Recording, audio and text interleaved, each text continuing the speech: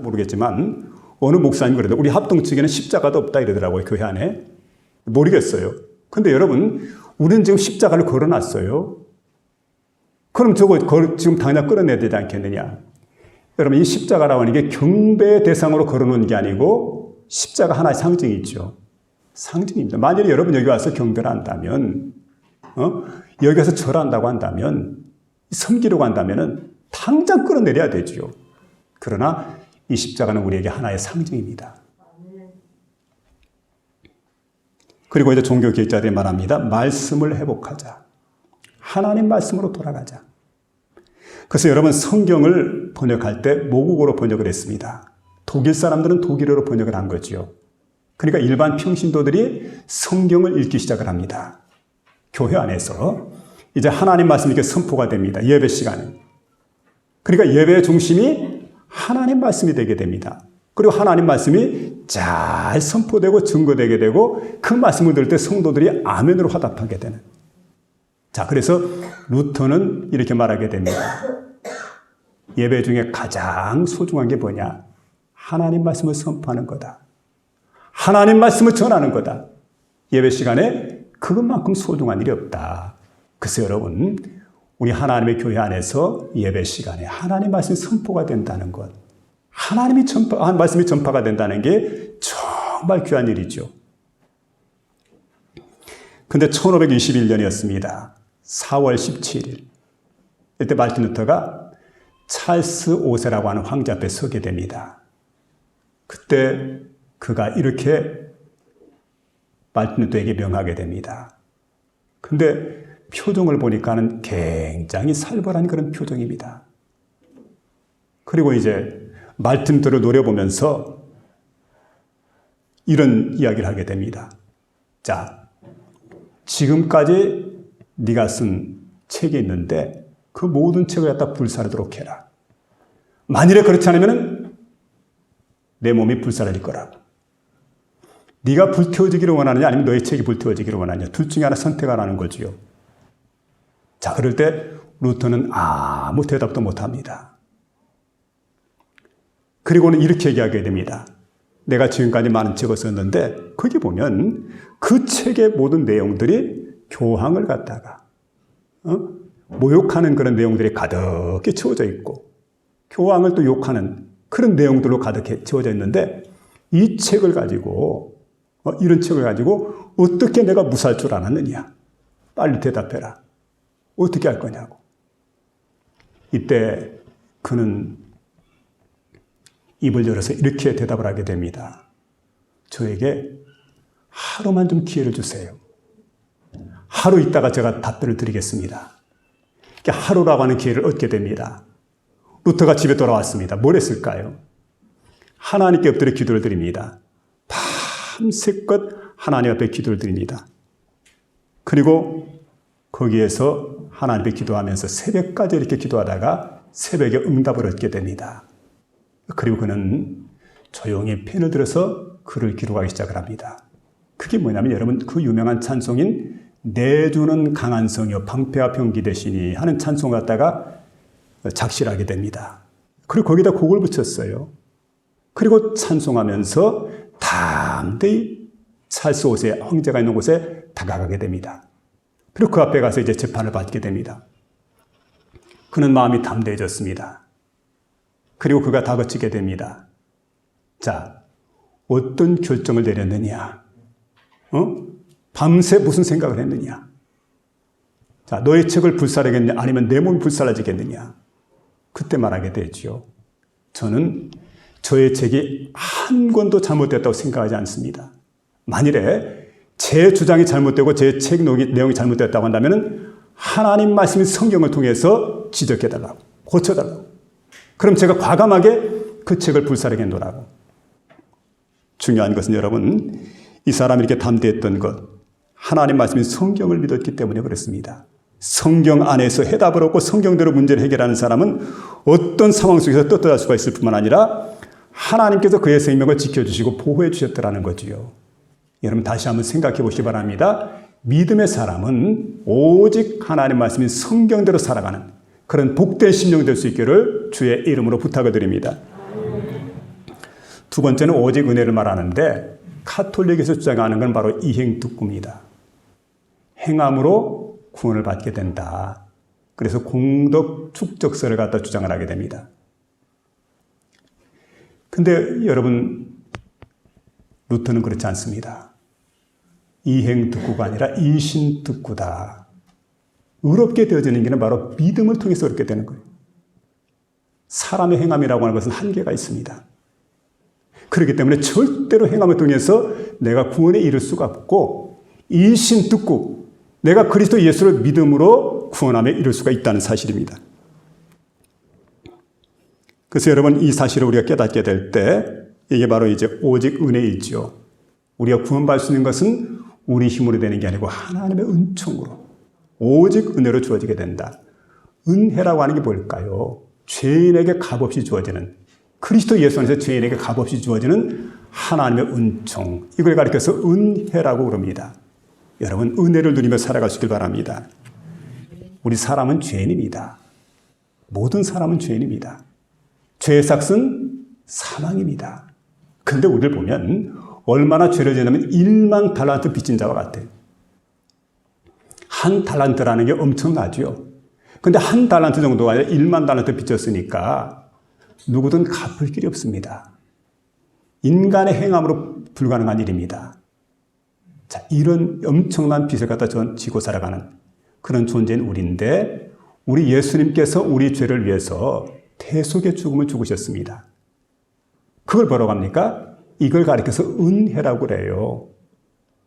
그리스도 예수를 갖다 내가 믿게 될 때 하나님의 은혜가 내게 임하는 겁니다.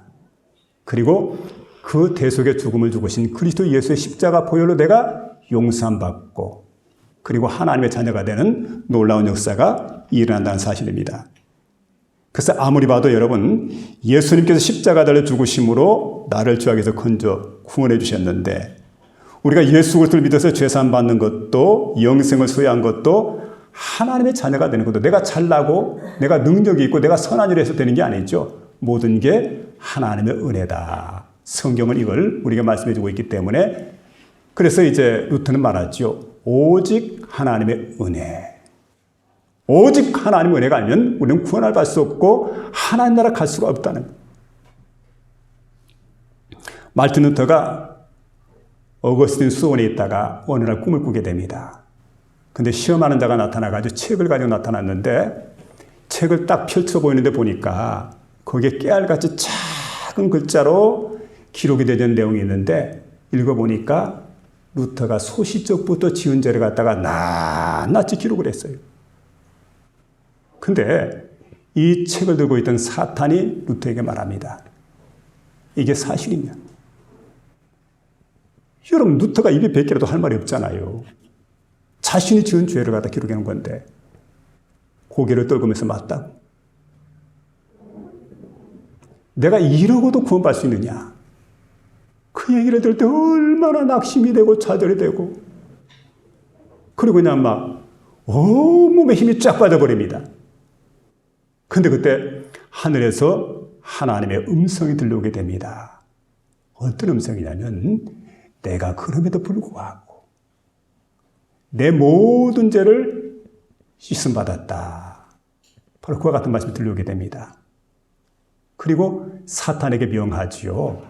예수 그리스도의 십자가 보혈이 저의 죄를 가려주고 저의 죄를 씻어주었느니라. 그렇기 때문에 넌 예수 그리스도의 이름으로 루터가 용서받았다고 기록해라. 그 얘기를 들으니까 여러분, 사탄 마귀가 그냥 꽁문을 빼고 도망쳐버리는 거예요. 꼼짝 못하고. 여러분, 그렇습니다. 우리가 이렇게 구원받는 길, 하나님의 자녀가 되는 길, 천국 가는 길이 어디 있느냐? 인간의 행함이 아니었다라는 거예요. 이행특구가 아니라 이신특구. 우리가 그리스도 예수를 믿음으로 구원함에 이르게 된다는 사실, 오직 하나님의 은혜를 깨닫고 살아가는 저와 여러분 될 수 있기를 주의 이름으로 부탁을 드립니다. 세 번째는 오직 믿음입니다. 정치인들 보면 정략, 기업인들은 이윤, 그리고 학자들은 지식, 이걸 추구하게 됩니다. 그런데 우리는 하나님을 믿는 하나님의 백성들입니다. 성도들입니다. 성도들이 추구하는 게 뭘까요? 믿음입니다. 성도들은 믿음으로 세상을 살아갑니다. 그래서 여러분이 이제 구원은 오직 믿음으로 얻을 수 있다 해서 이신득구의 복음 진리가 종교개혁에 이제 분화가 됩니다. 오직 믿음이다. 오직 믿음.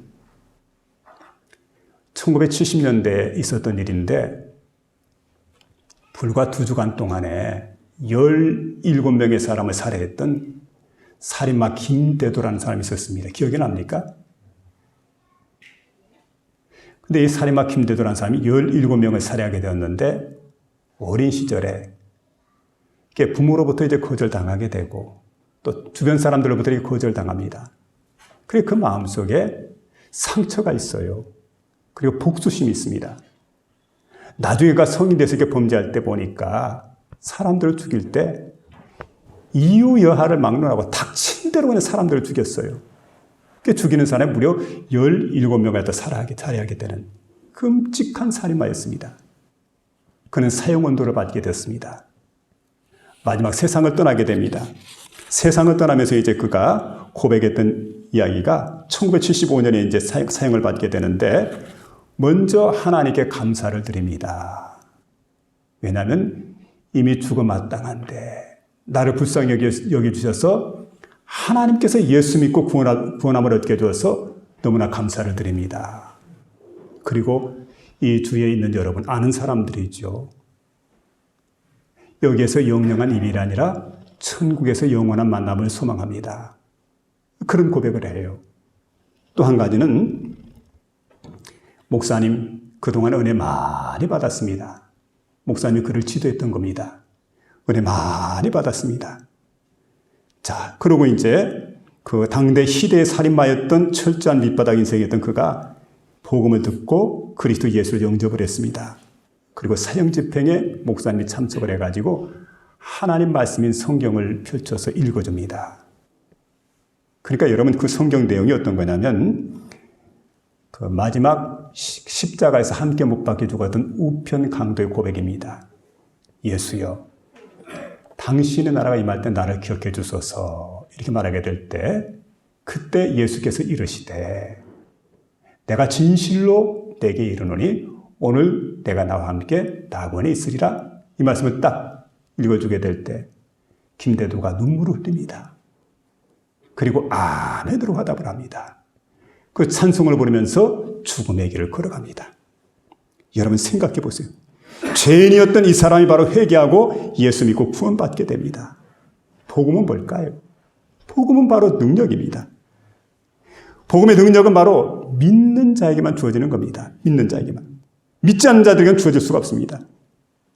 그래서 복음의 능력은 보혈의 공로를 믿는 자에게 나타나는 거죠. 그런 거로 여러분, 내가 복음의 능력을 믿게 될 때 나는 이제 지옥 가지 않는다. 나는 이제 사탄의 굴레에서 해방이 되었다. 나는 이제 영원한 생명을 얻은 천국 백성이 되었다. 여러분 이 사실에 복음을 자랑스럽게 고백하는 저와 여러분 되시길 바랍니다. 그 믿음이죠. 천주교에서 말하는 그런 믿음이 아닙니다. 마리아를 숭배한다. 면죄부로 살게 된다. 이행득구에서 행함을 통해서 또 이웃을 위해서 많은 봉사를 해가지고 그건 여러분 예수를 믿은 사람에게 의무입니다. 의무. 이건 구원받는 여건이 못 되는 거예요. 다른 이로서는 우리가 여러분 구원받을 수가 없습니다. 천하 사람 중에 구원받을 만한 그 이름을 우리가 주신 적이 없는데 그 이름이 뭘까요? 그리스도 예수예요. 길은 단 한 가지입니다. 그 예수를 믿음으로 내가 영원한 생명에 도달할 수 있다는 사실이죠. 오늘 본문의 말씀을 통해서 다시 한번 생각해 보시기 바랍니다. 말투는 또는 세 가지를 우리가 말해주고 있습니다. 오직 성경이다. 오직 믿음이다. 오직 은혜다. 여러분 이 세 가지가 우리 마음속에 충만하게 쌓여지게 되고 확실한 이런 믿음의 기반 위에서 세상을 승리하며 살아가는 복된 성도 여러분 될 수 있기를 주의 이름으로